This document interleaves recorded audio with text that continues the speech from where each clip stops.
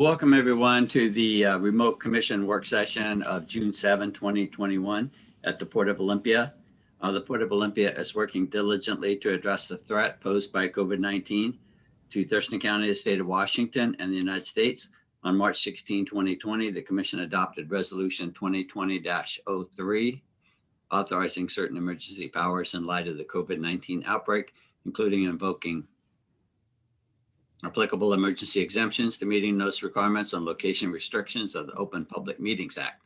Pursuant to that resolution, the Port of Olympia Commission is conducting today's meeting remotely. The Port is following the guidance from the Thurston County Health Department to take all efforts to prevent the spread of this virus and is acting in the interest of the safety and welfare of the public, the community, and our employees to limit its spread. So with that, welcome everyone. Do I have a motion to approve today's agenda? So moved. I'd like to offer, is there a second? I second. I'd like to offer an amendment to today's agenda, given the fact that we have two visitors from outside the organization. I'd like to move upcoming topics and agenda items from position 1 to position 5, and that moves the other 4 agendas up one notch. Do I have a second for that? I second that. Good call, Commissioner. Thank you. All in favor, please say aye. Aye.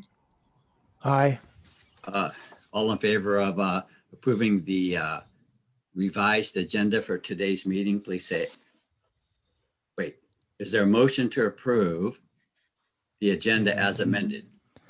So moved. Second? Second. Second. Okay, all in favor, please say aye. Aye. Thank you. Aye. Thank you, commissioners. So now we move to the first item today is Squaxin Island Tribal Land Acknowledgement. And we have Chris Peters, visiting chairman of the Squaxin Island Tribe. Welcome, Chris. Tuchalub, Tuagualpu, Kualapu, TDE Shed, Chris Peters, Teetsta, Squaxin Shed, chairman. Thank you, everybody. Glad to be here today with all of you, all my friends and relations. My name is Chris Peters, and I'm the chairman of Squaxin Island Tribe. I do live in West Olympia on the traditional lands of Squaxin people, and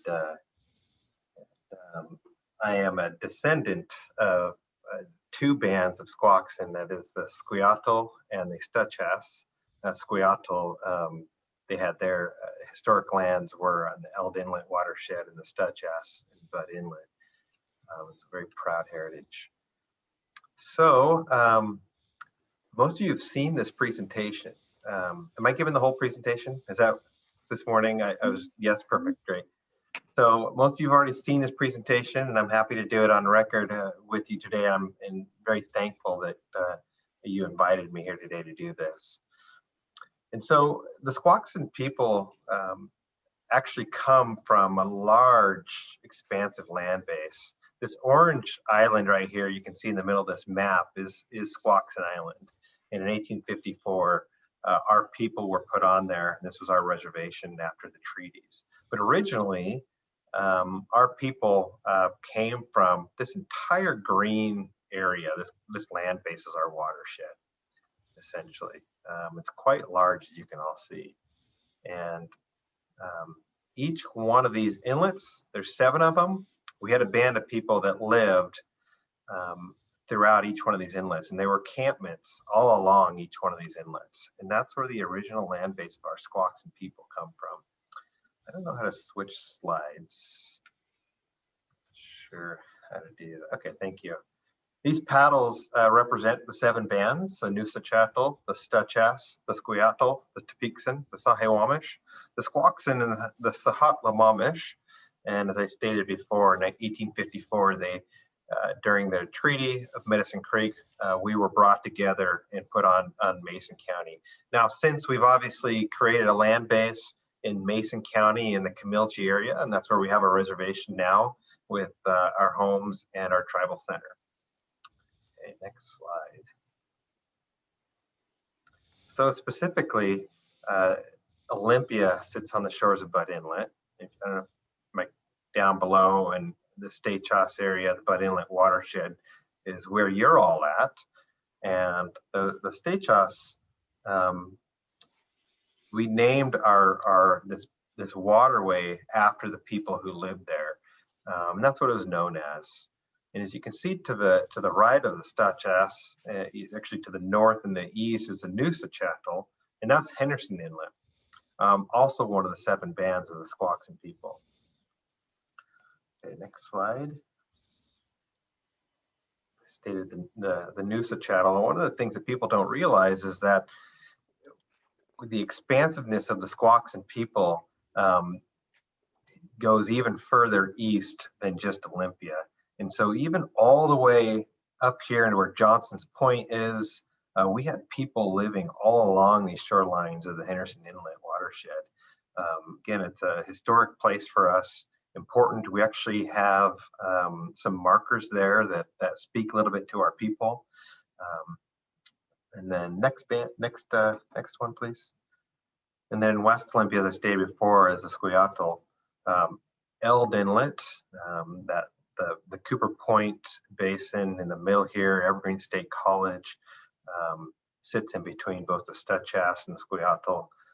There is a dig site in South Eld Inlet that we found a number of years ago, 10, 15 years ago, where a lot of my ancestors lived many, many years ago. But the Eld Inlet, I actually live on Eld Inlet. I'm honored enough to live on a piece of land that's been in our family's name for hundreds of years. And we own shellfish beds that my dad passed down from family member to family member, and now I own as well.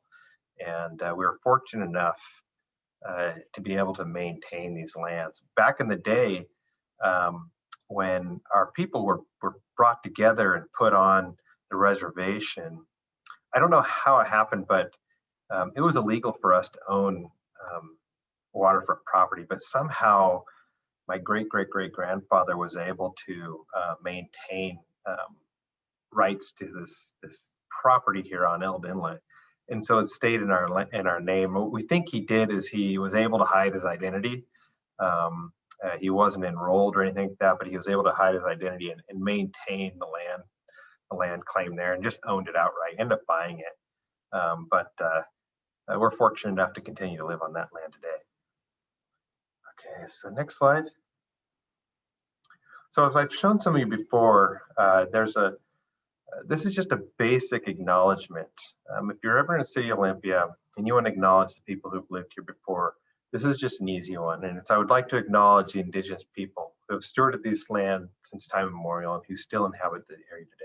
The State Chas Band of indigenous people of the Squaxin Island tribe. And that's just a good way to acknowledge it. You know, when I think about Olympia and I'm downtown and I see the roads and the buildings, you know, I'm proud of my city. I'm proud of where I live and how far it's come and all the things that the city has done. But I can't help but imagine what it looked like hundreds of years ago, if not thousands of years ago. And this whole area was a place of wealth. Our people and a lot of the tribes of the area were known as incredibly wealthy people. And the Squaxin, for being as small as it was, being a handful of small bands, were incredibly wealthy people because we were involved in economics from day one with all the things. If you think about everything that this area provides with its vast resources, and it being a centralized spot in the state where a lot of tribal people would come and trade and gather, we were able to acquire quite a bit because of the things that we had to trade with all the shellfish, the year-round salmon, the game, the cedar. The cedar alone provided so many things, and all the things that this area provided made us incredibly wealthy people. And it's such a rich tradition that we still maintain today. We think about who we were not only in wealth, but our education. We still take pride in that as a wealthy, educated people. The other thing I tell this story that I actually got from Charlene Kreis, our vice chair, is our friendly heritage. When Vancouver first came down, he stopped his ships, his larger ships up around the Narrows. And then Peter Puget, his lieutenant, took a bunch of smaller boats, and they toured the South Puget Sound area, and they mapped out all those lower inlets. And when they came into both the two lowest inlets of Stuchass and Squiattle, they came across the bands of people there, and they were adorned in regalia. And he talked about how well they looked and ceremonious that they looked, but he described them as the friendly people. And those are in his writings today when you read about his journaling, Peter Puget's journaling of exploring the lower South Puget Sound. He described my ancestors as the friendly people. And we take a lot of pride in that as well, because we think of ourselves as friendly people. We're gracious, we're caring, and we are a collective, and we are people who we want to move forward in partnership and collaboration in everything we do. So I like to share that story. Okay, next slide. Just moving on a little bit about our people. The Tupekson is a Totten Inlet watershed. The Tupekson, they had camps all the way around what we now know as is the Camilche area where we have our land base. There were a bunch of campsites all along that area. Maybe the largest area of people lived in the Tupekson watershed, or the Kennedy Creek watershed today, or Totten Inlet. Okay, next slide. The Sahe-Wamesh is the Hammersley Inlet or Oakland Bay. Downtown Shelton is right at the arm of Hammersley Inlet. And so I'm asked to do these sorts of things all the time for the city of Shelton. I did one for the school district a few weeks ago, and I spoke about the Sahe-Wamesh, and they flourish along the Hammersley and Oakland Bay area. Okay, next slide. And then the Squaxin, where we get our namesake, is if you head up north, up into Allen, if you're familiar, up into Case Inlet and Coulter Creek. Again, we had a handful of bands of people who lived up in their families, and they were part of the Squaxin band. The next slide. And finally, this is the least known group. This is the Hatlamamesh, lived up in what is now known as Purdy. And there's the prison up there, up in Carr Inlet. And we had a band of people living up there as well, a little smaller band, but that was Squaxin people. And you look at the whole Key Peninsula area there, we had people living all along those areas. And those watershed, all those waters, we communicated, we traded, we had families, and we all, we had these trade routes among the waterways, and we lived as a collective, as bands of people. And that's when Stevens came in and created the tribes and brought us together as reservations. His researchers showed that these 7 bands were tied, not only familially, but through trade, and we were close as groups. And so,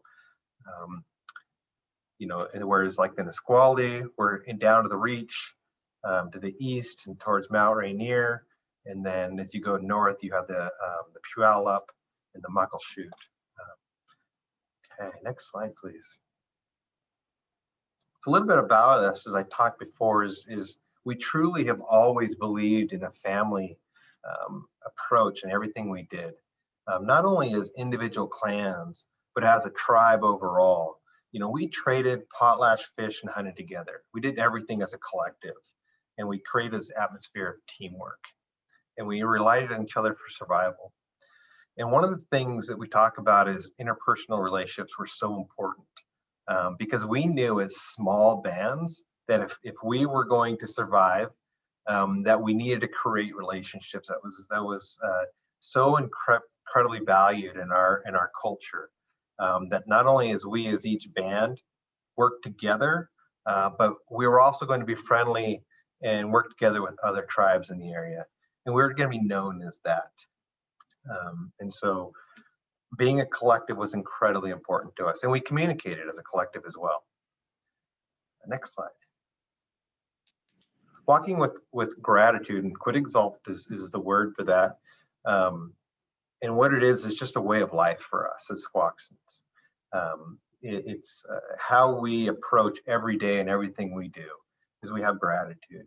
And we value honesty, respect, and compassion. We're not a warrior tribe. We are, as I stated before, we are a tribe that is friendly and engaging. We bring people in.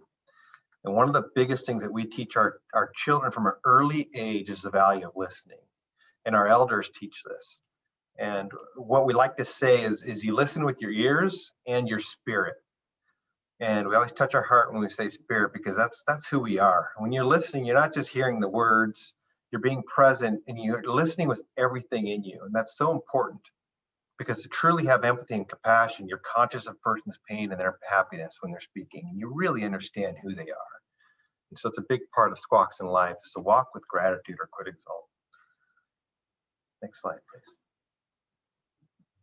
And then you've probably heard about the 7 generations mindset. And this is really important to us because we have to maintain who we are for future generations. And part of that is understanding where we come from and valuing and respecting our elders and our ancestors and everything that they've overcome. You know, they lived as one in a unison with the environment and everything around them for thousands of years. They weren't better than, they were equal. And they did this forever in this unison and this balance. And then unfortunately, they went through a lot of hardships. And as we've seen over the last couple of years, has been this tilt. And unfortunately, our environment has been falling off of that. And we've seen the effects of that when we don't work equally with our environment and our surroundings. And what we need to do is maintain who we are and remember how our ancestors lived and their values and respect that. And today live in the now by protecting our children and our environment and everything around us so that we have a future for future generations. And the 7 generations mindset is thinking 7 generations back and 7 generations forward. We need to not only think about where we came from, live in the present, and make sure that we are providing a good world for our future generations to live, because someday we're going to be ancestors. And when our children's children look back on who we were, we want them to be proud of us and the legacy that we held. And especially right now, and we're in a weird spot now where we have some serious decisions to make. Our society is in a tough spot. Our environment is on a downward tilt, and we have decisions to make. And are we going to continue that downward tilt? Are we going to continue to make decisions that are selfish, that are only going to provide for us, but not thinking about the future? Or are we going to start laying down a platform to protect our environment, protect our salmon, protect our waterways and our air and our trees, so that our future generations have a place to live? And it's sustainable, or that's not difficult. So we think about the 7 generations mindset so that we are thinking holistically. We're not just thinking about ourselves, we're thinking about everything. So I think that might be it. That's it. If you look at this slide here, in the middle there is Squaxin Island. Just below that is Hope Island, Steamboat Island. Harstein's above Squaxin there. I love this picture. But that's my presentation. Any questions?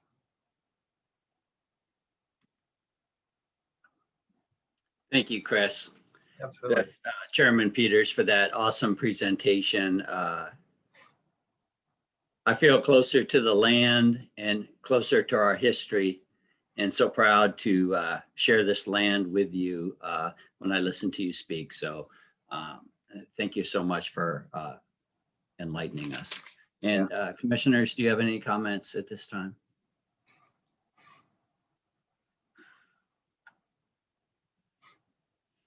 Great. Yeah, I just appreciate the time. I know I've had a chance to speak to each one of you individually about this, and I just am so honored to have that opportunity. And then again at your work session here, it's a great honor, and really looking forward to the continued partnership and us moving forward as two governments. So appreciate that.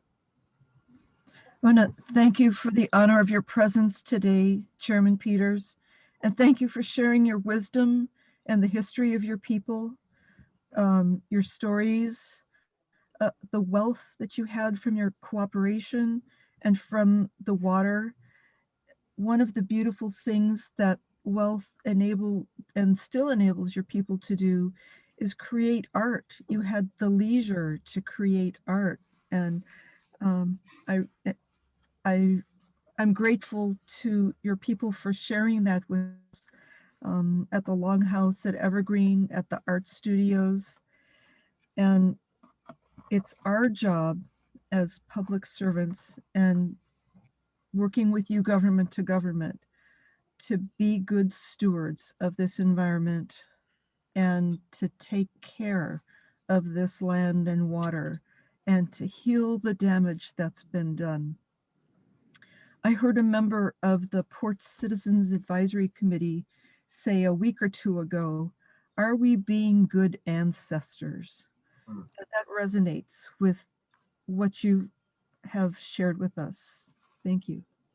Thank you. Appreciate that. Thank you, Zita. I think I've unmuted. Yep, I found the right button. Thank you. I just want to thank you again for the presentation. I learned a lot the first time. I've learned even more the second time because it was a lot to absorb the first time, and I'm really appreciative of it, and I'm sensitive to that. I do have a couple of questions if I could. I really like the City of Olympia's honor statement that I assume they put together with the tribe, maybe you as well. And I wondered if there would be any objection if we were to move forward with the tribal honor statement that we change the word I to we. I think we is a little more inclusive, and I think it expresses the commission's desire as well, and to also acknowledge and make that acknowledgement. So I didn't know how your feelings were on it, but I certainly would like to recommend that to my fellow commissioners for, with your approval, that we make it a we would like to, because I think it needs to be a combined collaborating effort by the commission. And I think that would be a good move. The other thing, does the city, I haven't watched a city council meeting for probably 8 months now, but do they repeat this statement, do you know, at each meeting, or how often is that conveyed? Yeah, good question. So first of all, I appreciate you stating that. I think it's a good thing for all governments is to get away from I statements. It is a we're a community, right? And Yes. I live in Olympia, and many people live in Olympia, and it's not a I, it is a we. So I appreciate you saying that. In regards to a statement, yeah, Olympia has just recently, they forget sometimes, it's just fine, but everyone, they do. The mayor has made it a point to say something just really quick, just acknowledgement, which is awesome. And so they have it on there. She has it on a little notepad. She tells me she has it on there, and tries to make a point, but sometimes gets caught up in the meeting and doesn't. That's okay, like I said. But I appreciate that. Thank you so much for coming and going through the presentation again. Like I said, it was well worthwhile for me. Thank you. Commissioner Zita, please go ahead. So Chairman Peters, I'd like to ask your preference if you would prefer that the Port of Olympia use a land acknowledgement like the one that City of Olympia uses, or if you would prefer that we use a land acknowledgement closer to the one that was shared with us by Vice Chair Charlene Kreis 2 years ago through the tribal liaison, Ray Peters. And that tribal acknowledgement read a little differently. That one was, we begin our time together today by acknowledging the indigenous people of the Medicine Hat Treaty, whose land and water was taken without permission or legal right, and on which the port stands. We would like to acknowledge the Squaxin people, who are the traditional custodians of this land and water, and pay respect to elders past and present of the Squaxin Island tribe. We extend that respect to all Indigenous people in our community. Yeah, I really like that one. I'm of the stance that I don't tell people, I don't tell anybody they have to do a land acknowledgement. I think it's a nice, respectful thing to do. But I also feel like everybody has varying degrees of um, comfortableness on doing these. And so that one's really nice. It's deep. It's kind of strong in parts, and I'm good with it. But if you're not comfortable going that deep and you just want to do something quick and simple, but it's heartfelt and and I would say if you're going to do it, don't do it just because you're checking a box. And I don't want, and I say that I've done plenty. I'm going to do one of these tomorrow for a state event and talk about this. But I don't like telling people to do something if they don't want to or they don't believe it. I just don't think that's right. I'd rather have the conversation, explain why we're doing it, and hopefully you get it. But I don't tell people to do. I offer it, and they'll either do it or they won't. And I just ask if you do it that it's heartfelt and you understand the meaning behind it. And if that's just a matter of, man, I'm acknowledging those people that have lived here, those tribal people, the Squaxin people, the State-Chest, and the Squaw, whoever it is, wherever you're at, that's fantastic. If you want to go more deep, something that Charlene wrote there, which is fantastic, I think that's great. But I don't believe in telling you exactly what you need to say. I think whatever you're comfortable with is the right thing to do. Thank you, Chairman Peters. It's good to hear that you as tribal chair endorse the land acknowledgement that we had offered in the past, and that Charlene had helped us draft. Yes. And I hope that the commission will approve that deeper, more meaningful statement. It sounds like the commission may be interested in approving the regular offer of some sort of statement. And we're very grateful to you for sharing your wisdom and for educating us about this. Perfect. Thank you, Zita. I appreciate it. Thank you, Chair. Once again, thank you, Chairman Peters, for joining us today and offering up this background history of your tribe. And as I say, it's wonderful to have you visit us, and we look forward to a long and fruitful cooperation with the Squaxin Island tribe. Wonderful. Yeah. If you guys ever need anything, please reach out. If you have any questions, let me know. Be happy to communicate. Okay. Thank you. Thank you. Thank you. Have a great work session. Okay, thank you. Thank you, Chairman Peters. Wow. Okay, next up we have Thurston County redistricting and Ramiro Chavez. Are we going to discuss this? Oh, Are we going to discuss? Commissioner Zita, let's see. Sorry, on my clock handy. We have two tribal honor statements that have been proposed, and we have been trying to get this on our agenda for a long time, and we have an opportunity now to have a discussion about deciding to have a tribal honor statement. Right. Commissioner Well, Dash, I think, yeah, go ahead. If Sam. I might, I do have time scheduled at a future workshop for follow-up for this. We do have 3 other topics to cover in our limited time today, but I do have on upcoming schedules time for the commission to have a follow-up to this and make decisions as to how you would like to proceed. Okay, I'm concerned that this has been delayed for 2 years, and I want to just make a note that Chairman Peters likes the tribal honor statement that Charlene Christ drafted with us, Vice Chair of the Squaxin Island Tribe. Charlene Christ drafted with us 2 years ago, which has been offered many times. So let's make a note of that, that is a deeper and more meaningful statement, as Chairman Peters just said today. So let's keep that in mind, and I hope we will return to this very soon without further delay. Well, thank I you, would- Commissioner Zeta, and follow up by Commissioner McGregor, then follow up by Commissioner Downing. And Thank then we'll move on to the next topic because we don't make decisions here, but I appreciate Commissioner Zeta wanting us to comment on this and so forth.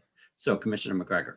I'd just like to say, I think we're moving forward on this, and I think we've made some movement in just having the explanation today by Chairman Peters, and I'm looking forward to bringing this forward in the next time frame that between the executive director and what the president of the commission have set up for a timeline, and looking forward to having it on either another work session or as an advisory at a regular meeting, and then moving forward with action, which is our protocol. So I'm interested in moving forward on today's items, but also seeing that this, and I feel that this has at least made some progress today. So thank you. Well, thanks, Commissioner McGregor and Commissioner Zeta.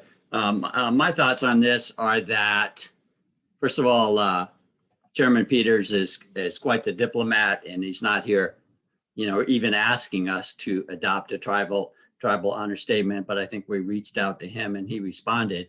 And I like the record to show that he presented a tribal honor statement in today's presentation, which is word for word what the city of Olympia offers. And I, for one, think it's nice to have that uniformity between the different governments for a tribal honor statement that all three of us can agree to. I think he emphasized that, you should have a tribal honor statement that you can agree to. So I think that it's important to find an honor statement that the three of us can agree to.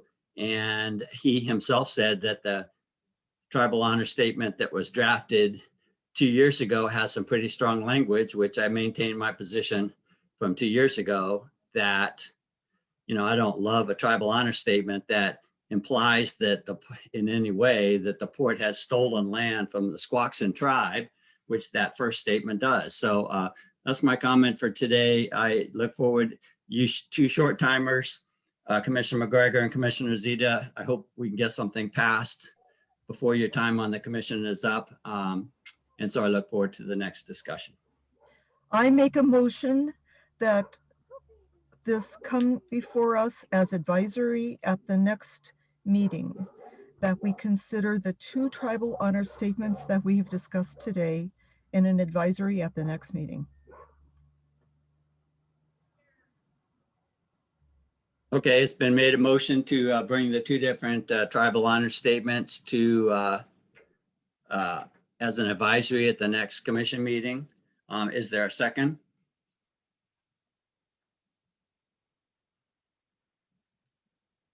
I second. All in favor, please say aye. Aye. Aye. Okay, I can't hear you. I'm sorry. Yes, with reservations. Okay, thank you.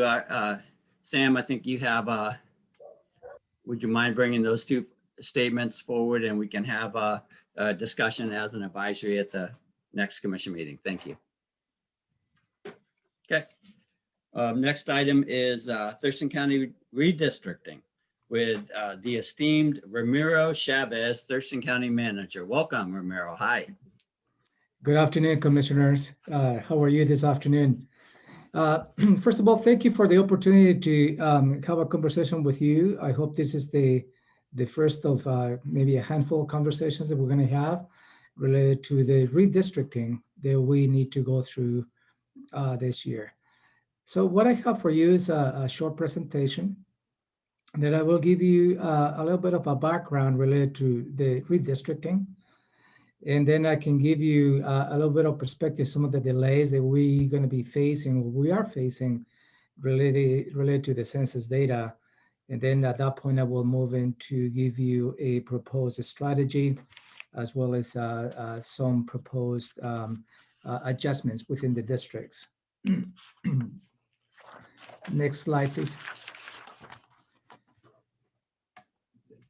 So government and the redistricting happens every 10 years, immediately following the census, as we had back in 2020. Redistricting is the process of changing boundaries, avoiding districts so that all districts have the same number of people. That's the main objective. As states and communities grow and change, people representation in government also needs to change and needs to be brought to a balance. And redistricting brings that back into a balance to a certain extent. Rules for local redistricting are very similar to state redistricting, as required by the United States and state constitutions. Sorry, I have a message in here, sorry. In general, local redistricting plans are required to draw internal districts that to be nearly equal in population as possible, as compact as possible as well in a geographically contiguous area. No use for purposes of favoring or disfavoring racial groups or political parties. To the extent feasible, coincide with existing recognized natural boundaries and preserve existing communities or related for mutual interest. That is in a nutshell, a little bit of the background. So on the normal circumstances, and some of you probably experienced 10 years ago, we usually receive the census data back in April of the ensuing year after the census. Well, this has not been the case. And in fact, we were hoping to get in April the census data from the state, from the federal government to the state. Then we were given a time that perhaps by July 31st, we'll receive the census data. That did not occur. Now the next date is by September 30, 2021, where the state is going to receive the census data from the federal government. That by itself is going to put us on a very constrained schedule as to when we need to do the required modifications on the district boundaries.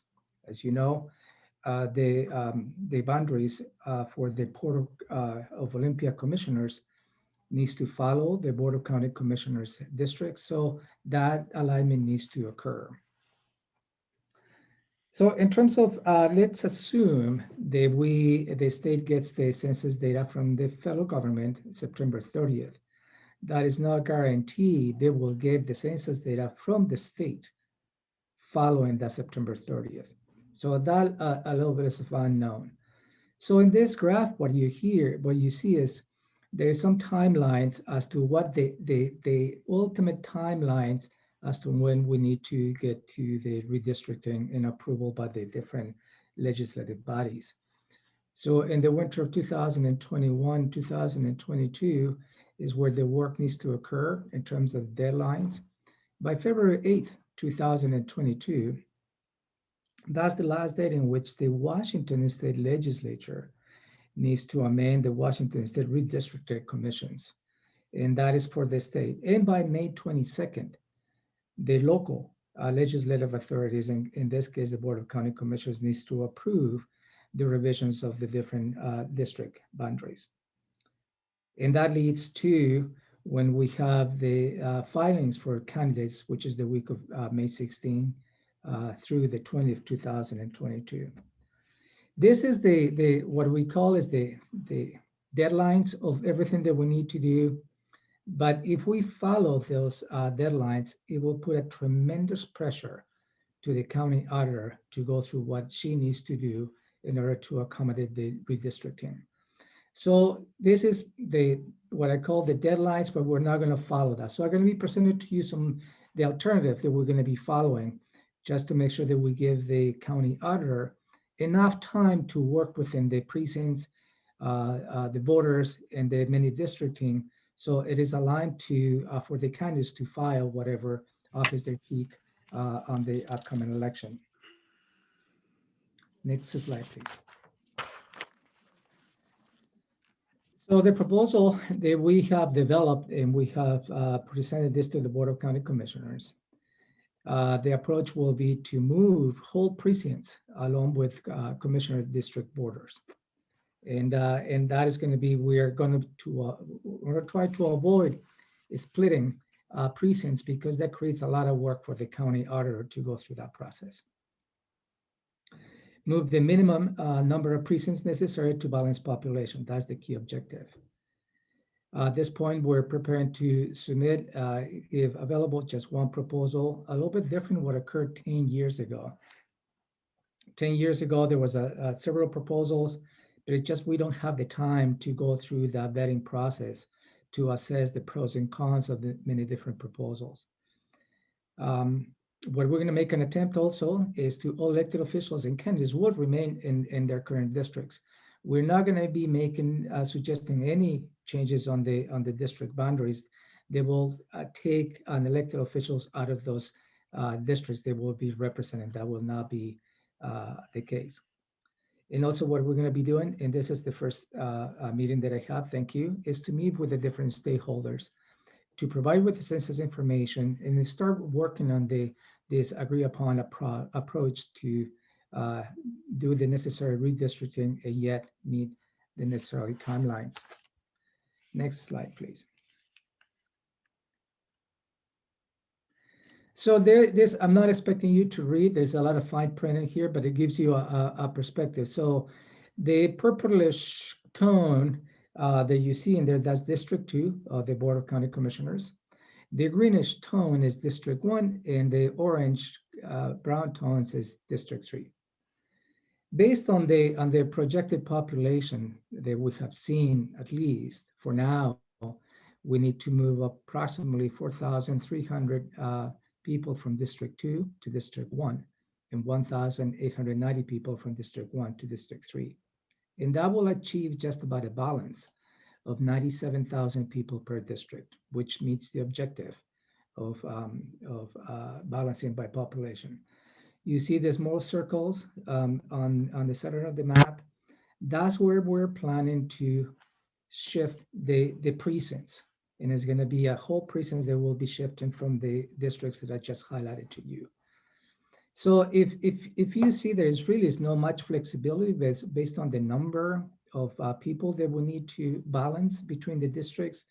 So it really does not make sense to go south of the county per se and trying to adjust the boundaries in the south of the county, because there is not that much population, but the areas may be affected at large. So if you see mainly in the urban areas, that's where we're planning to provide recommendations for shifting precincts from one district to another. And again, please keep in mind the main objectives to balance population, and also making sure that all those elected officials who are representing the current districts will remain in those districts in which they were elected for. Next slide. So this is the timeline that we have developed in order to give the county auditor enough time to do what she needs to do in her office. And on the right side, you have the left side, September 30th, that's when the state is going to receive the data from the federal government. We assume at this point that we will receive the data by November 14th. That's the latest in which the county will receive the data from the state. We're hoping that we'll receive sooner than that, but we're working on this, developing this timeline based on the constraints that we see. So obviously, the stakeholders meeting will have to occur on November 15th, and the formal aspects, hopefully at that time, will not come as a surprise to you. And this is my attempt to bring this up for your consideration and start having those conversations, at least in concept. I'm not expecting you today, commissioners, to make a decision. That's not my intent, just to be clear. Certainly, back up, please. And so by November 29th, we'll have a formal briefing on the Board of County Commissioners. That's when we hear the perspectives of the stakeholders. Is the two main stakeholders I failed to mention is the Port Commissioners, as well as the PUD Commissioners. There's two differences in the two. The Port Commission districts will have to follow the county commissioners' district boundaries. The PUD commissioners, they have the option to go a little bit different. We're hoping that will not be the case. And in fact, they're going to be having a meeting with the Public Utility District Commission on June 22nd, where I will be presenting the same presentation to them, and hopefully we can get an alignment before November 29, 2021. Based on this schedule, we're hoping to hold a public hearing on December 14, 2021, and the board will adopt, hopefully by December 21st, if not the latest, by December 31st, 2021. That put us in the position to give the county auditor enough time to do whatever she needs to do in moving individuals from one person to another, from one district to another, and get where we need to be. This is a very, very, very aggressive timeline. And I wish that I can probably be in the position here to say, there's enough time for us to do all this. Unfortunately, it isn't. There was a piece of legislation that it passed last this past legislative session. They was making an attempt to address this constrained timelines. Unfortunately, that really didn't give us much of a value other than an additional 2 weeks, I believe. So sorry I have been rambling this afternoon, so I'd like to stop at this point, answer any questions you may have, and here I am. Thank you, Mr. Chavez, for that presentation. Commissioners, do you have any questions of Ramiro at this time? Commissioner Zeta. Thanks for that information, Ramiro. You're talking about 3 districts that we have right now. If I understand correctly, Thurston County now has enough people for 5 districts. Are you considering doing that, and how would that work? Most likely the formal census data will put us over 300,000. You're absolutely correct, Commissioner Zeta. And that will be an option of the Board of County Commissioners to ask the voters whether they'd like to go with a 5 commissioner representation. That is a separate process that is not related to this process. This process is purely related to based on the 2020 census. If the Board of County Commissioners see that as an opportunity to go for a 5 commissioner representation after going through the voters after approval, then we need to engage in a total different exercise as to how we're going to be redistricting into 5 commissioner districts, which again, it will have the same objective of balancing the population, but related but separate processes. So you have to do this anyway? We have to do this anyway by law. And then if you decide to go to 5, you'll do the new process all over again. That is correct. That's a lot of extra work. Too bad you have to do this one first. Yeah. Thank Well, you. Thank you, Zita. A related question, if I might, is that, but if you went to 5, I would trust it'd be a lot easier because number one, you'd have a lot more lead time. So right now you have very little lead time because the federal government is very late getting the data to the county, down to the county. But if we went to 5, that would be presumably a vote in a general election. And then you have, quite a bit of time to organize into 5 districts before you actually start an election for 2 more county commissioners. Yeah, that is on point, Commissioner Downing. That is absolutely, those comments are on point, and I agree with that. Commissioner McGregor? A couple of things. Thanks for explaining that. That was one of the questions I had. Is I'm hearing some elected officials say that we're over 300,000 now, and yet I see on there you've estimated at 290,920, and so that was one of my questions: is at what point do we go to 5 commissioners, and how do they know that we're already at 300,000 population if they haven't released all the census data? Are they suppositions that this is what's going to happen, and then that could happen as early as 2022 to go to 5 commissioners? Do you see it Well- that quickly or? Well, I think mean- the official census data will tell us whether we got over the threshold of the 300,000 population. So the steps that needs to be taken is then the Board of County Commissioners will have to put a ballot measure in front of the voters and ask the voters if they'd like to go to a 5 commissioners representation, as Commissioner Downing stated, most likely will be on a general election. The soonest, if we are over the 300,000 population, will be 2022 November. Yeah. And if passes by the voters, then it will be a lead time as to when that can be implemented. So Okay. Let's see, okay, there is a percentage, a plus or minus. You had down there 97,000, I think is the target, but it can be plus or minus a certain percentage. Do you remember what that was, Romero? Is that like 10% or less than 10%? I believe it's less than 10%, but the objective is to balance the population. Even in the current conditions, when we did the redistricting 10 years ago, we never got to the last number in balancing the population. There's a little flexibility, but again, the numbers that are provided to you is programmatic numbers, and those certainly will have to change when we get the numbers, and when we shift precincts. Even within the precincts, population changes. So it's all maybe, 97,000, 97 to 100, within that range, but I believe it's less than 10%. Okay, thank you. And the other thing I want to highlight is that this is population, not registered voters. They go by Okay. population. So one district could gain more voters depending on, even though the population shifts, like by that 4,300 out of District 2 or 1,800 out of that's population based, not voter based.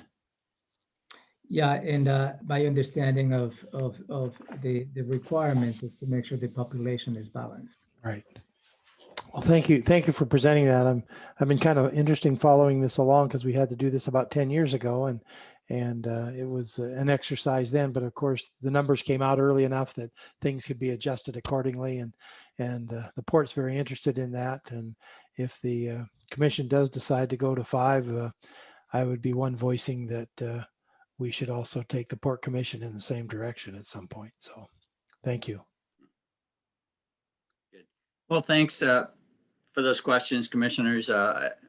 Romero, could you go back to the slide that shows the map of the county? Yeah, I don't have control of the PowerPoint. Oh, okay. Certainly. Jerry's working on it, I think. Thank you, Jerry.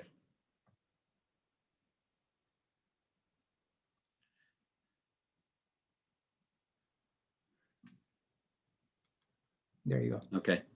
So this, to me, this is so I really had 2 questions. One is, so if your proposal is to move it precinct by precinct, so maybe you answered this already, but you have to just get really close to 97,000 people, but you don't have to hit it exactly to the person. So you're able to move it to, precinct by precinct. Is that true? Yeah, that is correct. Okay. So and again, the objective will be not to split our current precinct. So, Right. and at this point, really the census data is going to be essential because it will go down to a precinct level in terms of the population. And that will give us an indication as to what precincts can move from one district to another in terms of their proposal. Okay. And the other question I had was, to me, this is really fascinating that you take 4,300 people approximately from District 2 to District 1 because you're moving to contiguous or districts, but then 1,890 people go from District 1 to District 3.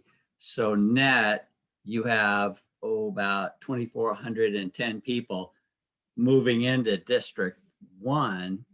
So what do you think are the, I mean, I'm not sure you have any idea, but what do you think are the socioeconomic forces at work that caused District 1 over the last decade to pick up 2,400 people?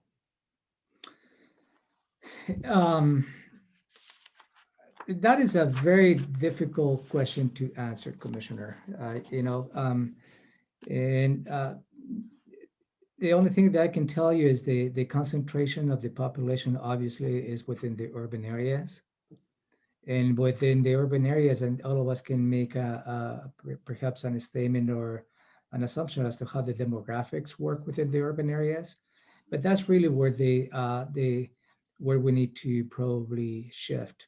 Somebody can make a statement, perhaps considering that we shift within the urban areas, the demographics perhaps remain the same. And some may see a little bit differently when we shift from District 1 to District 3, because you're getting a little more into the outskirts of the urban areas. So I know that I'm going around your question, but again, that question is interesting, but very difficult to answer to the point. And I think that I'm hoping that, of course, the census data has 10 or 15 questions. I can't recall how many questions, but some of that data that's collected will inform the county and the port and the municipalities of what's going on over the last decade here in Thurston County. Absolutely. But I just want to make sure that, some of the data, although they have the demographics involved in that, we have to be very careful not to favor or disfavoring any specific group or any specific group of voters. So that has to be extremely critical. And that is why I believe the statute is clear to leave this process at a higher level with the objective of to balance the population amongst the districts to the best of our abilities.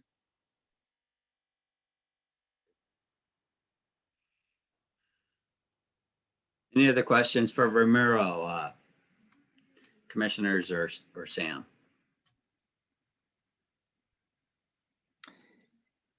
Well, thank you, Ramiro, for coming to visit us today. Very informative as usual. So. And please, I'll coordinate with Sam. Anytime the commissioners would like me to come back, I will, because and we are start formalizing this process as we get into the tail end of this year. So you will see me often than not before the end of the year. Great. Look forward to it. Thank you. Appreciate the time. Thanks, Ramiro. Thank you.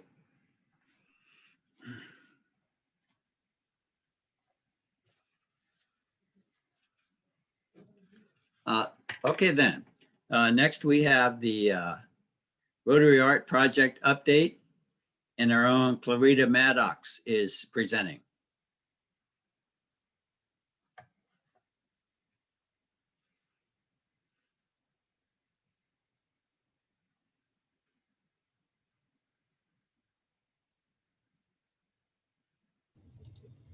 Okay, Clarita. Hello. You on? Hi. Yep, I am on, but I don't see myself, so I don't know if I come through, my face comes through or not. Can you hear me? Do you have your finger over your camera? Anyway. You'd see my fingerprints up there. No. No, I don't know what the deal is. Okay, let me try something else. Okay. Okay, there. Okay. I'm good now. Good. I can put my finger over. There you go. Well, thank you so much. I appreciate everybody and the invitation to introduce the president of the Rotary Club of Olympia.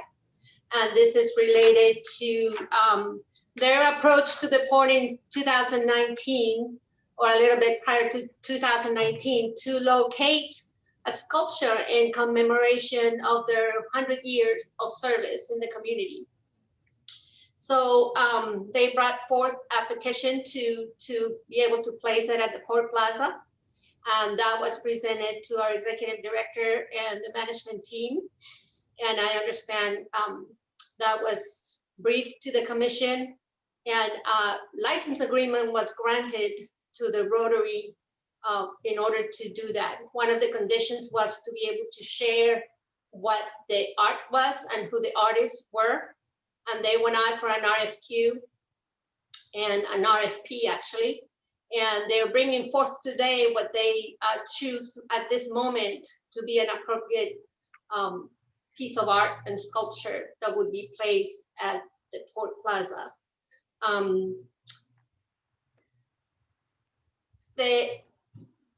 So that we get into the specifics a little bit of the agreement we have with them is a non-exclusive license agreement. They did pay the expected and by policy requirements for insurance, and maintenance will be completely on the Rotary.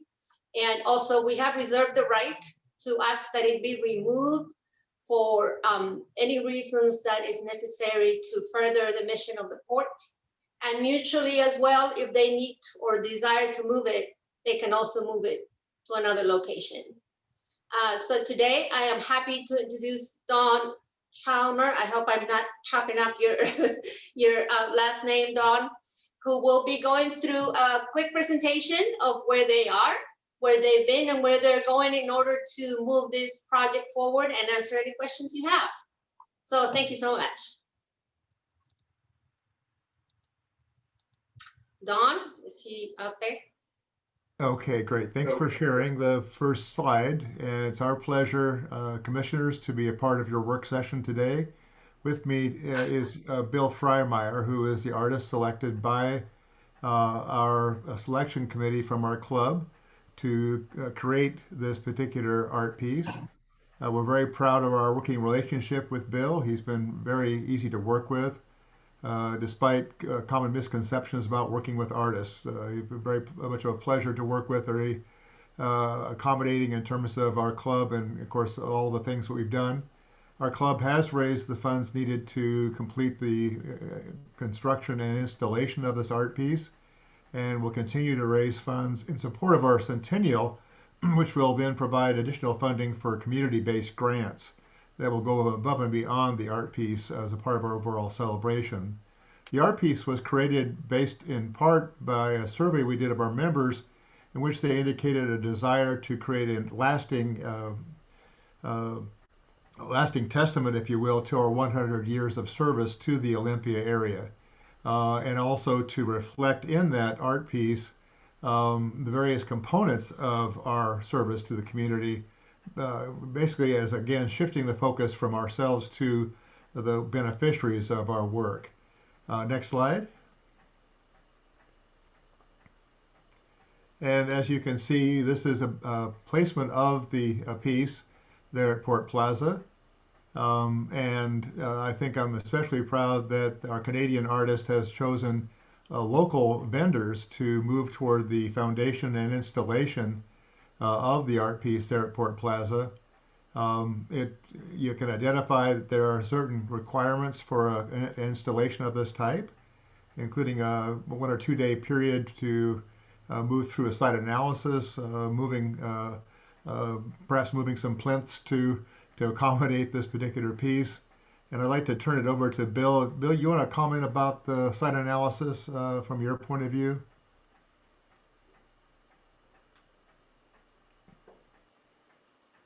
And just to be sure that Bill Freymire is off mute. Hello, can you hear me? There you go. Okay, yeah. Thank you very much for allowing me to present. This slide here kind of shows the location of Port Plaza. The piece itself will take a number of days to install, as Dawn said. It's about 10 feet high. One question that possibly we can get answered afterwards is the availability to bring a cement truck to pour the base. As the piece is substantial, it needs a good foundation. We're all ready to go pretty well. I'm still in the process of fabrication, and so I'm working very hard on the piece. So let's take a look at the next slide. This is the location. I believe it's the southwest corner of Port Plaza. Right now, there's 2 plinths that are there, and I think there is some lighting as well. So the location will be away from the path. So if someone was in a wheelchair or a large stroller, they can still stroll by. So that's the location. The only thing I have to say about this is we probably will have to move those 2 plinths. So we can talk about that later. Next slide, please. So the reasons for the creation of this artwork are varied, but the main thing was to acknowledge the positive impact that the Rotary has had on the community over the 100 years. And to do that, I took the Rotary logo and created a sphere that represents the world, and we'll see that in a bit. But the idea here being that the Rotary has a motto, service above self. And with the sphere being held up by a human hand, I think that's going to say a lot about the Rotary's work and all the good things that they've done for the community. So if we want to go to the next slide, we can see here basically what it's going to look like. The base at the very bottom is the cement foundation. Above that is the hand, which will be made out of aluminum, hollow aluminum, and that'll be quite substantial. The construction of the globe is made out of 100 individual gears, which represent the 100 years that the Rotary has been active. And each little interior of the gear, I'm calling a porthole, which I'm trying to tie in with the port, seeing it's on the land. We'll have a small vignette or some textures or a small picture that represents some of the good work that they've done. So the idea being that it's a very diverse blend of people that come together to form the Rotary. And it's that diversity that is a strength for them. And the idea that the service of above self will also be shown with the hand holding the globe, but also on the fingers, the four, I think it's, Dawn, maybe you could help me out here, but I think we've got the 4 different pillars on which the Rotary is based on. And those will be engraved into the fingers there. So all things will be, Dawn, did you have any? Just a quick clarification. For example, those of you who are familiar with Rotary know we have 4 sort of tenets that we recite at each meeting. For example, is it the truth? Is it beneficial to all concerned? Those kinds of tenets will be then built into the fingers. So thanks for mentioning that, Bill. Yeah, thanks, Don. So it will be safe. All the edges will be sanded. We've made sure that there's no openings that people won't be able to climb into the orb. So yeah, I'm really honored to have been chosen to create this artwork. I think we've got maybe a couple more slides. This is just an updated timeline. The one change that we have with COVID, it set us behind a little bit. I wasn't able to visit because I live in British Columbia. I wasn't able to visit the site, but we've got some local people down there. Structural engineers already signed off on the drawings, which I believe have been sent over. The only change to this here is because the foundation needs to be poured and cured for 2 weeks prior to the installation. That will be happening, it says here June 15th, but that'll be more like July 15th with the installation at the beginning of August. So yeah, next slide, please. I'm not going to bore you too much with my background. I am Métis status, so I'm part Indigenous. I do have, my wife is from the United States, and she has family in Kent, Washington, which we visit quite often, not recently, but usually 2 or 3 times a year. And I've done a number of work actually in Washington State one being at Linwood Middle School, where I did an interior art piece. And then I also did one that was at the Blaine Peace Arch border crossing. And these two here are some examples of my other work. The one in the bottom left is a 400-foot mosaic that I did at here in Kamloops, out of 80,000 tiles, one for each member of the community, that shows the confluence of the North and South Thompson rivers.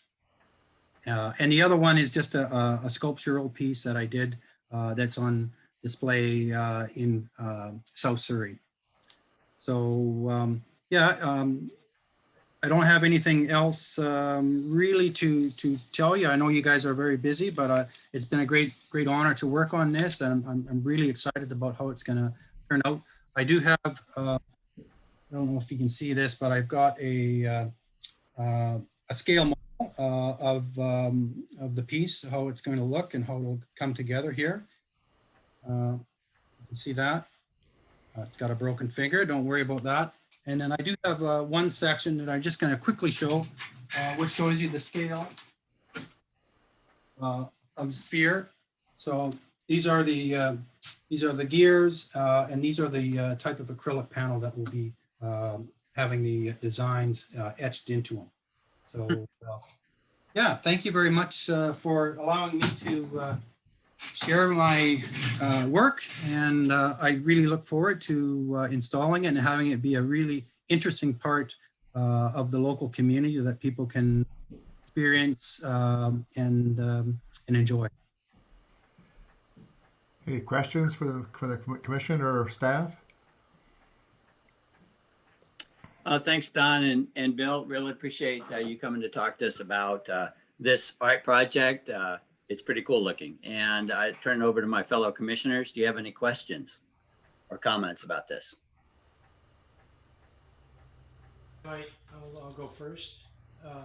Thank you for showing us that, Don and Bill.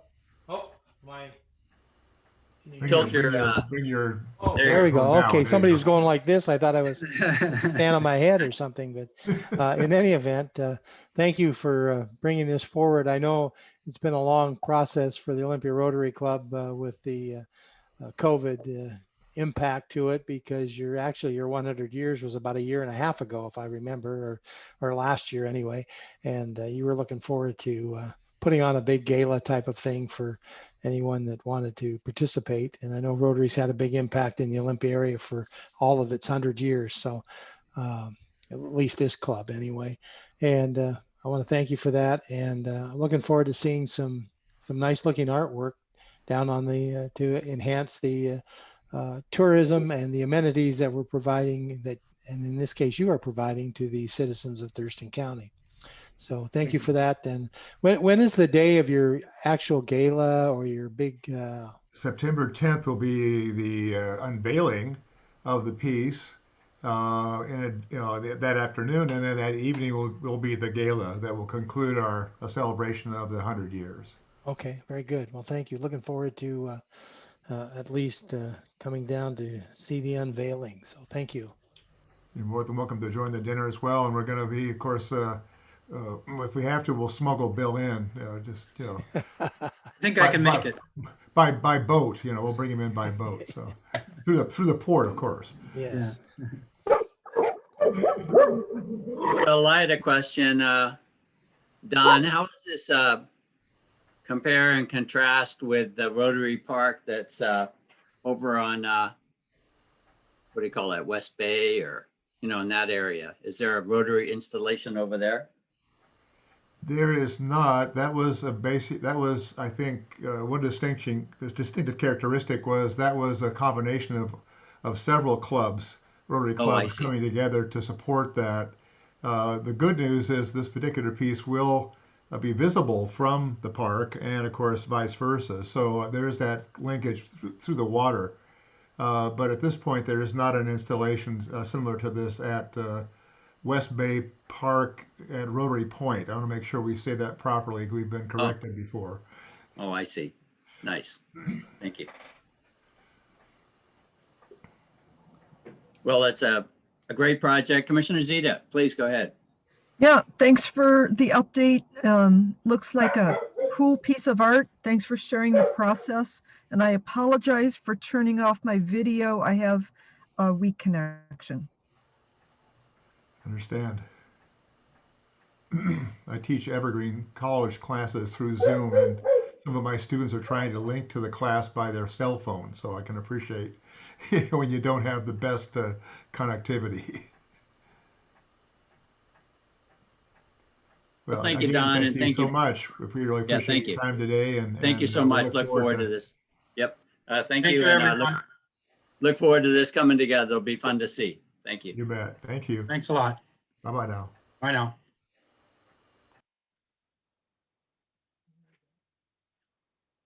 Okay, moving on to topic number 4, which is Commission Code of Conduct and Ethics Resolution. And our esteemed Heather Burgess from Phillips Burgess Law is presenting today. Welcome, Heather. Thanks, Commissioner. Can you hear me okay? Yep.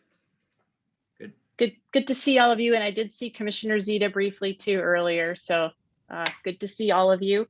I'm back in front of you today, trying to finish out. This is one of the projects that I was finishing out in the transition with Felicia in the general counsel spot. I think the explanation was pretty well laid out in the cover memo, but the commission does have a code of ethics resolution and a code of conduct resolution. The code of conduct or code of ethics resolution was first adopted in 2008.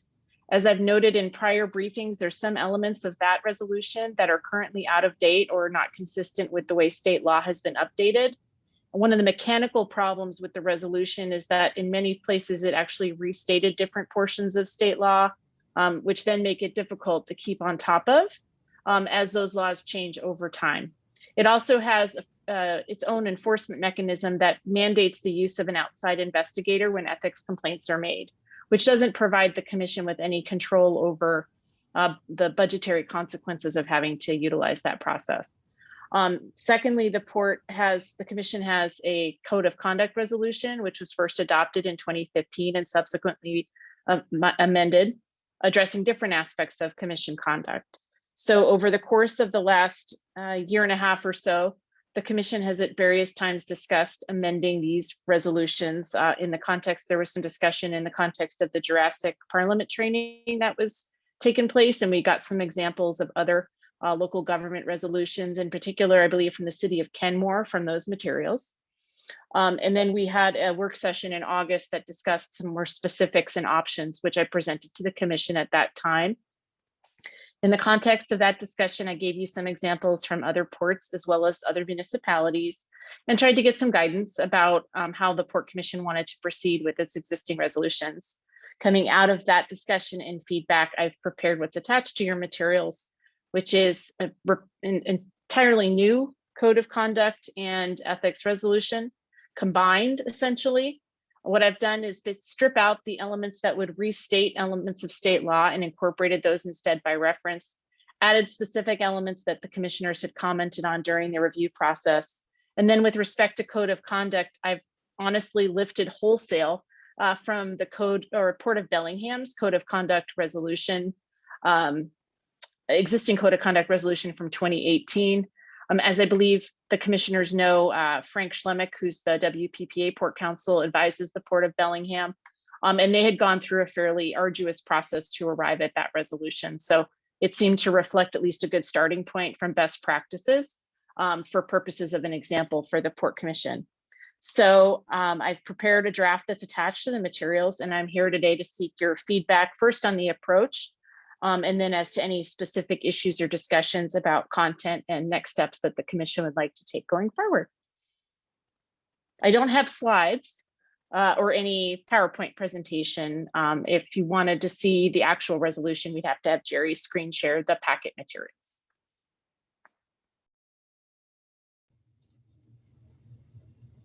Do you want that pulled up? I don't need it. I defer to what the commission wants to do. Commissioner Downing, you're muted. Oh, okay, thank you. Thanks, Heather. I have a hard copy of the resolution in front of me, so I don't need to see it on the screen. How about you, Commissioner Zeta or Commissioner McGregor? Oh, I have a hard copy in front of me as well, so. And I've read it several times. Okay, thank you, Commissioner Zeta and McGregor. Who wants to start with a comment or two?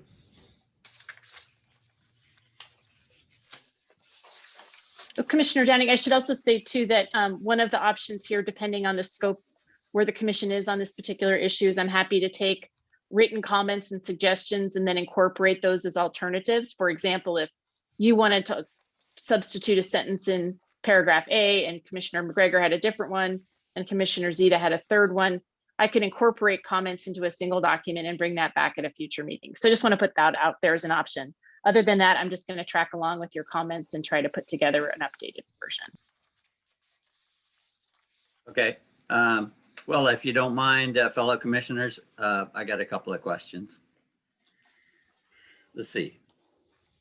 Heather, I'm not used to seeing on page 1 where you have the actual resolution and it said the attached code of governance and conduct for commissioners is hereby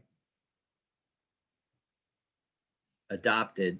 I'm not used to seeing, you know, a policy or resolution as an attachment. So that was just a comment, you know, I'm not used to that, but maybe it's okay.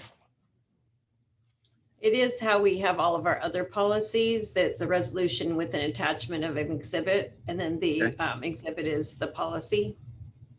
Okay, good. So then on page 3,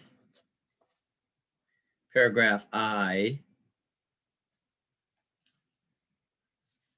you know, that whole paragraph is not real clear to me. So I wonder if you can explain what it means when a port commissioner participates in litigation contrary to an official port position.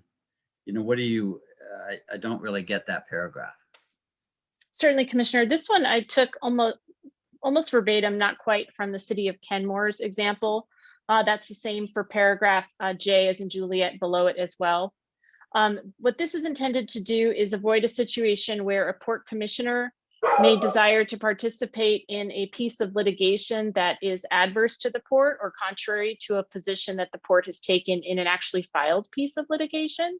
So it would prevent a port commissioner in their individual capacity or on behalf of another organization from participating in litigation in that manner, and then also participating as a member of the Port Commission in the same litigation.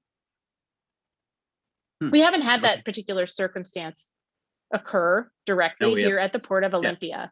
This was a just taken out of the City of Kenmore's example.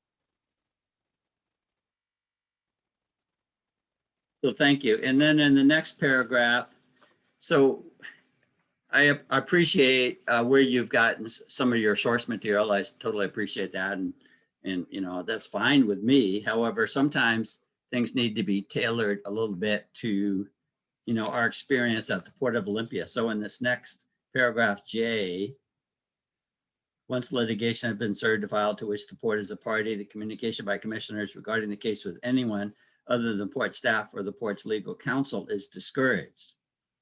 And that's kind of light, that word discouraged. But then you go on to say, commissioners shall not in their official capacity make any comment, provide any information, or otherwise involve themselves in the matter without the assistance and advice of port's legal counsel. So what we have at the Port of Olympia, what I've observed over the past few years is, you know, more than one different commissioner says, I'm talking as a private citizen. So I'm nervous about this sentence, commissioners shall not in their official capacity. So if it were me, I would take out that whole phrase in their official capacity. And, you know, perhaps this document needs to refer to the fact that a commissioner is a port commissioner 24/7 and there's no private citizen I mean, that's a serious issue, I think, for more than just our port, but other ports. So my comment there is that that's an out for a commissioner if they were so disposed to get involved in some sort of conflict, and they could say, I'm doing this as a private citizen. And, you know, we've seen that at our port. And so, you know, as I say, you know, we've seen that. And so my concern is, that's my concern on that one. Thanks, Commissioner. I think there's First Amendment constraints with restraints on a prior restraint on speech for an individual port commissioner. That's why it says discouraged and not prohibited. I'm not sure that that would be upheld. I can put in whatever the commission would like, but I'm not sure that that would be upheld. So that carves out, points out that it shouldn't be done, but isn't legally prohibited. And then with respect to their official capacity, I think the concern is we wouldn't want an individual port commissioner. Hi, I'm Commissioner X from the Port of Olympia, and I'm commenting on the litigation of Smith versus Port, right? And making a comment to the media or contacting a witness or contacting a regulatory agency, utilizing that official capacity in some way without consulting with counsel. So I think that's a distinction from an individual speaking in their personal capacity, which respectfully, I don't think we have a legal right to control. Of course, I defer to Felicia. I see a general head nod occurring, but and she had additional comments. Sure, she'll weigh in with those as well. And I will just say that I fully concur with the way that Heather has worded it for the two reasons that she just spelled out. Although you may be the port commissioner at all times, there's actually, I would say, a very clear line to what we can do, and that has to do with your First Amendment rights, but really all the regulation in between tends to be very gray. And so as a commission, the port can decide what it does not want commissioners to do. If we were come to the question of legality of that stipulation, it's very unlikely that we would prevail to regulate what a commissioner does as a private citizen. I see. Okay, then last but not least, on the next page, where you list the 13 aspects, section 2B, number 8, you have a misspelling and commonality. Indeed, I do. My spell check failed me. I shall fix that. Okay, well, that's all I had, really. It looks, you know, so now that I've warmed up the conversation, Commissioner McGregor or Commissioner Zita, do you have any comments, pro or con, or questions? No, I don't have any. I think that legal counsel and with Felicia as well has done a great job of putting those all together. And I'm glad you caught the misspelling. I had it highlighted as well. So thank you for that. But other than that, I think it's a great job. It's pretty definitive, and I think you've done a good job. So thanks to both of you.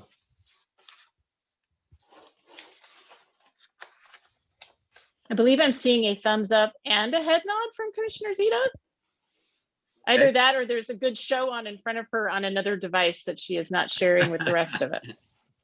Okay.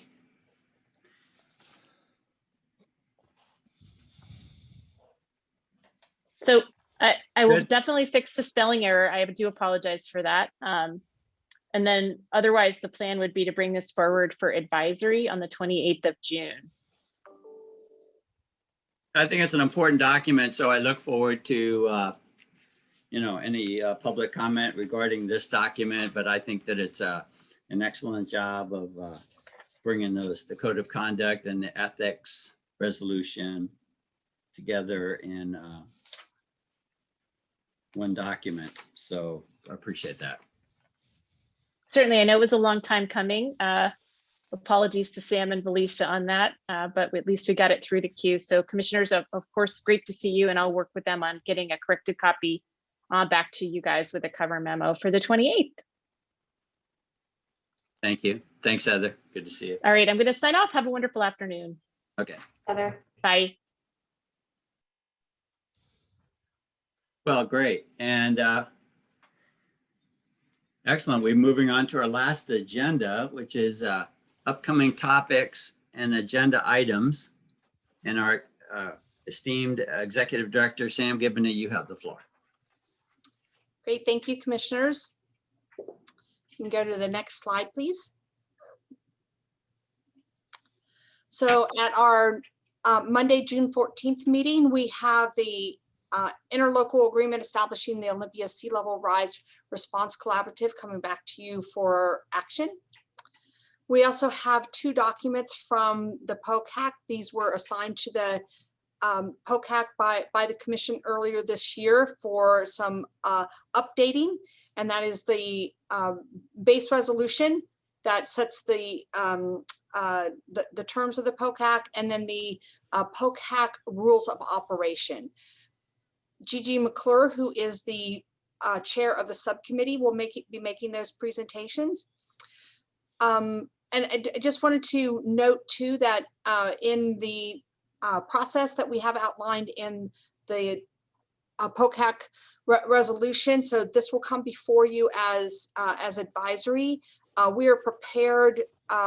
I've had a legal look at it. The process is spelled out that the POCAC will bring it to the commission for consideration, and if the commission wants to move forward on that, then they refer it to the executive director and legal counsel.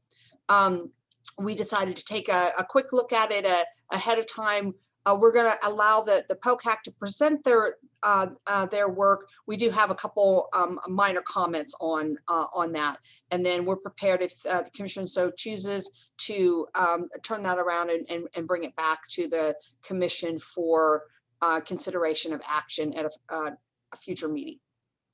Next slide. Oh, we're missing a couple things on here. And this is the 21st.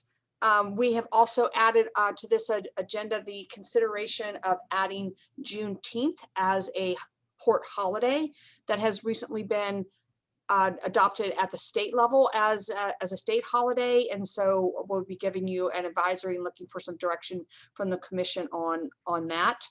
The bulk of this meeting. Yep. Yes, Commissioner. If it's a state holiday, is it not automatically a port holiday? I'm going to let Jerry answer that. I think based on our policy doesn't say we will follow the RCW of the state of their holiday. So I think the commission would need to make it and adopt it as one of the port holidays as well. Thank you. I mean, you could change the policy to reflect the RCW of the state holidays and then wouldn't have to change it in the future. But I mean, honestly, holidays don't change that often. So I think it was just outlined as such, but. I see. Hey, but so the bulk of this meeting is dedicated to the Moll-Foster-Alonji Organizational Assessment Report. And as you recall, we had them at our retreat earlier this year. They have conducted their assessment and are coming back to report out on their findings as well as recommendations as next steps. So we're planning on at least an hour and a half, if not longer, for that, to make sure that we have ample time for discussion and conversation. What I heard earlier today is that you also wish to add consideration of next steps with the tribal land acknowledgement statement. You can see that we have a very full agenda here already. I might suggest that if the commission would like to have that conversation today, because while we were kind of lagging behind there on our schedule, we have made up some time, and you'll have a few more minutes of scheduled time. Just a suggestion, is totally at the commission's discretion. If you would like to have that topic on this work session, we will likely need to extend this work session. So I can work with the chair on that. Next slide.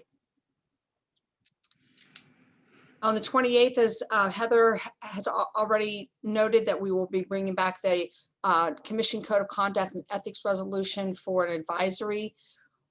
Be bringing those POCAC documents both the resolution and the rules of operation back.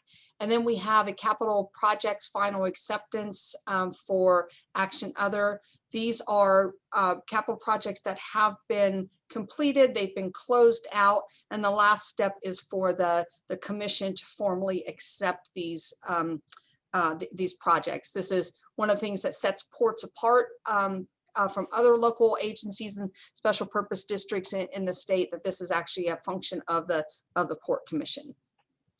Next slide. This is just to show you that we are making progress on these topics that have that the commission noted at our retreat that you would like to see, and we have all of these scheduled at some time here in the next couple months. And next slide. I'm also looking at there's some other topics that are hanging out there, and we'll be working with the chair to schedule these in sometime over the summer as well. And with that, I'll be happy to answer any questions.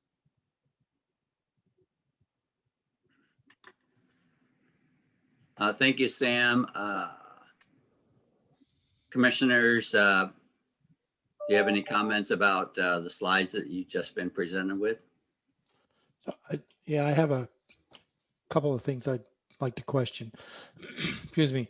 On the tribal honor statement, didn't we just make a motion to have it on next Monday, the 14th? Or did I misinterpret what was being brought forward? And I thought I heard we were bringing it back on the work session. So I thought we indicated we wanted to put it on the 14th for discussion as an advisory. Yeah, I did not hear a date. I heard at and I could have misinterpreted what I heard, that it was going to be at the next work session. We're putting out the packet tomorrow for the meeting on the 14th. It'd be difficult for the staff to meet that timeline. It's I would tell you, it's one of the reasons I am always uncomfortable making these type of scheduling decisions in a work session. It just it is difficult for us to line up our work that way. Well, Commissioner McGregor is correct. The commission did approve adding that item to next week's meeting for advisory.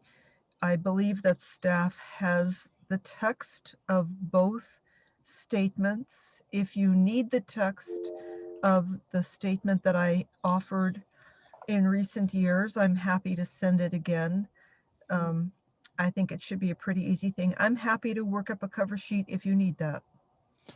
I was going to make a comment here. You know, when we voted on that, I voted for it with a reservation.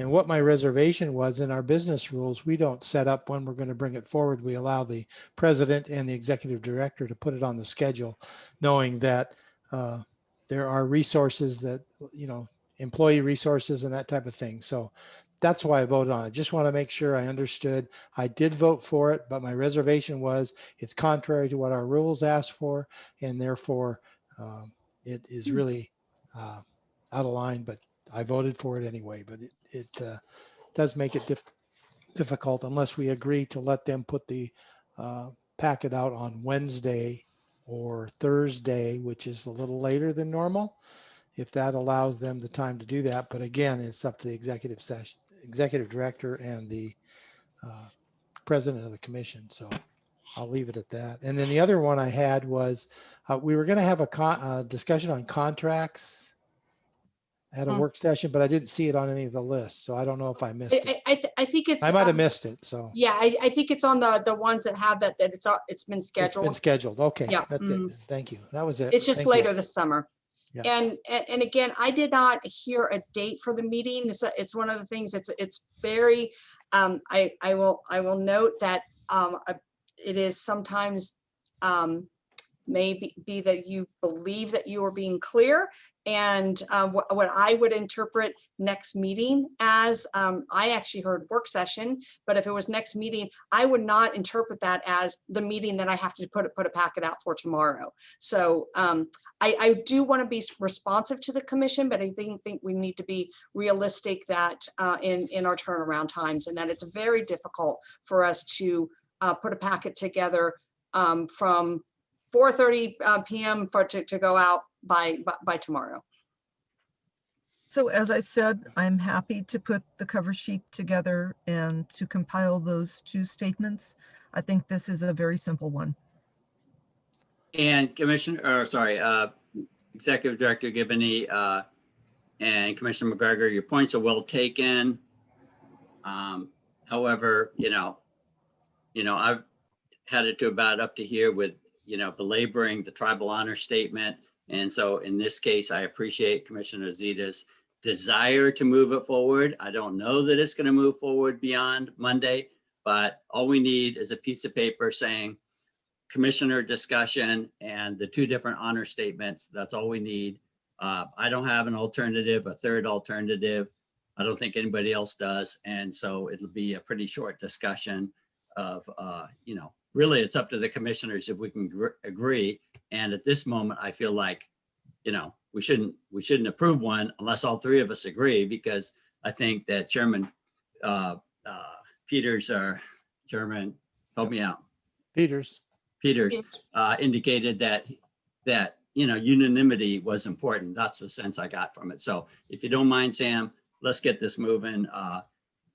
Put the two things on a piece of paper and commissioner discussion, and I'll keep in mind for the future. But you're right, we don't schedule at work sessions, but we're going to make an exception in this case. So thank you for your understanding.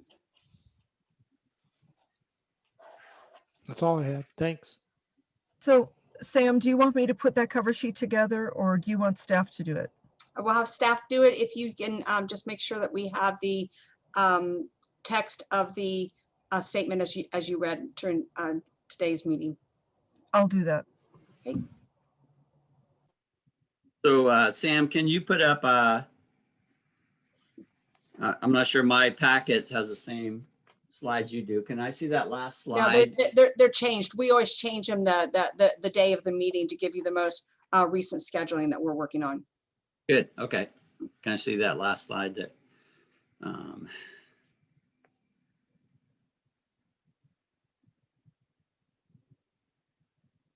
yeah. So you talk about unassigned projects. I'm looking at this. I don't have.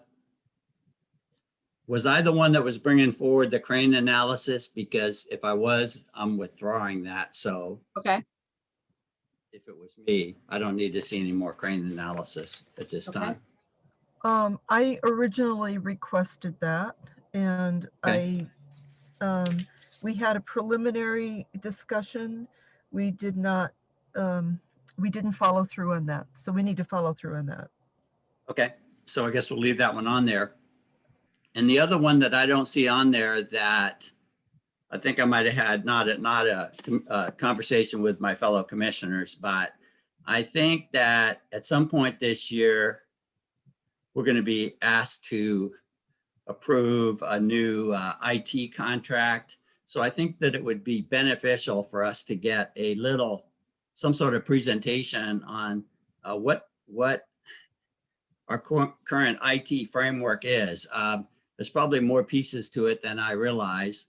There's, email, there's retail from the fuel dock, there's airport operations, you name it, but I don't know what those are. And so I would like to see an IT presentation from one of our staff members or even the IT personnel.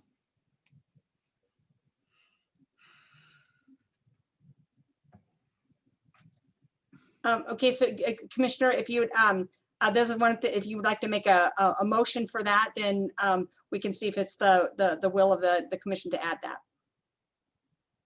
I make a motion that we have some IT training that would precede future IT discussions that might take place later in the year. Is there a second? Second, All in favor, please say aye. aye. Aye. I think I saw Commissioner McGregor's mouth move in the affirmative. Thank you. Great. So thanks, Sam, for that that bit of parliamentary procedure. And thank you. That's all I had in terms of your presentation. Great.